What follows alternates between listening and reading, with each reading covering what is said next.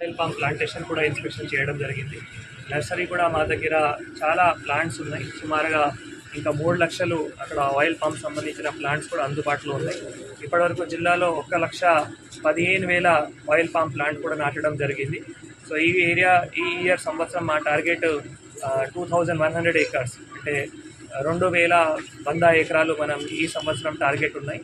దీంట్లో ఇప్పటివరకు మనం 1,500 ఎకరాలకు సంబంధించిన రైతులు కూడా గుర్తించడం జరిగింది.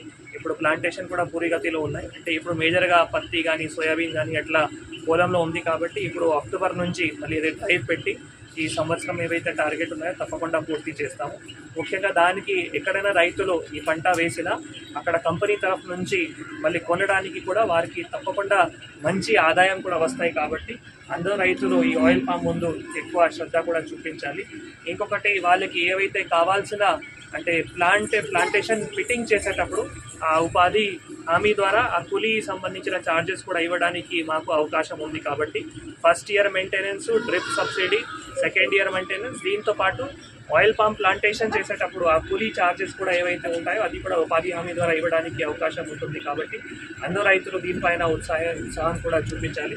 దీంతోపాటు ఈరోజు ఇక్కడ మళ్ళీ సుంకిడి రైతు వేదికల్లో కూడా మనం రుణమాఫీ సంబంధించిన ఒక 2 డేస్ క్రితం నుంచి ఎక్కడైనా కుటుంబ సభ్యులు నిర్ధారణం కాలేదు, వాటి సంబంధించిన కూడా ఈరోజు ఇన్స్పెక్షన్ చేయడం జరిగింది. సో వాటికి సంబంధించిన బేసికల్గా ఇక్కడ భర్తలు కానీ భార్య కానీ వాటి ఆధార్ కార్డు అండ్ తర్వాత ఫోటో తీసుకొని అక్కడ యాప్లో అప్లోడ్ చేయడం జరుగుతుంది.